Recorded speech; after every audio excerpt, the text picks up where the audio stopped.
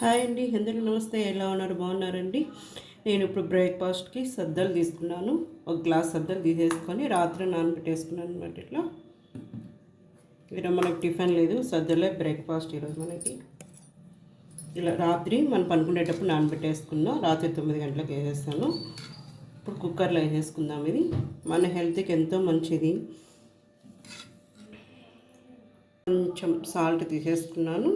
ఇట్లా వేసేసుకొని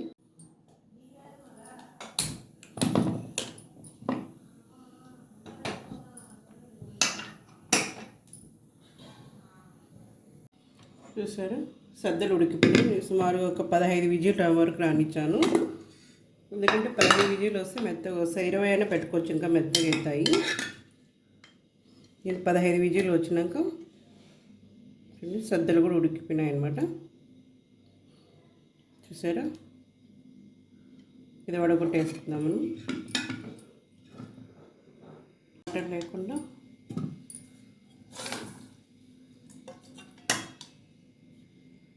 చేసుకొని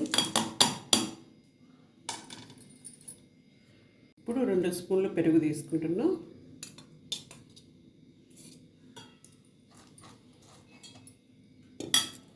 ఎర్రగడ్డలు సన్నగా కట్ చేసి పెట్టేసుకున్నాను.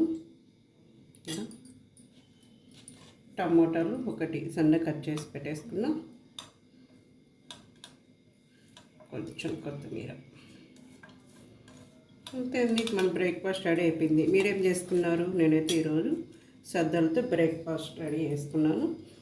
కలిపేసుకొని ఇంకా సద్దలు ఉడికిపెట్టేటప్పుడు కుక్కర్లో సాల్ట్ వేసుకున్నాను కదా, ఇప్పుడు కొంచెం సాల్ట్ వేసేసుకొని కలిపేసుకొని తినేయడమే. ఇంకా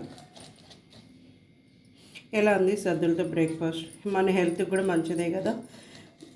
టమోటాలు లేకపోయినా ఎర్రగడ్డ లేకపోయినా అట్లయినా తినచ్చు. పెరుగు వేసుకొని కావాలంటే మనకు టమాటా ఇది ఎర్రగడ్డలు కలుపుకొనైనా తినచ్చు, మన ఇష్టం అది. బాయ్ అండి. ఎలా ఉంది బ్రేక్ఫాస్ట్ సద్దలతో?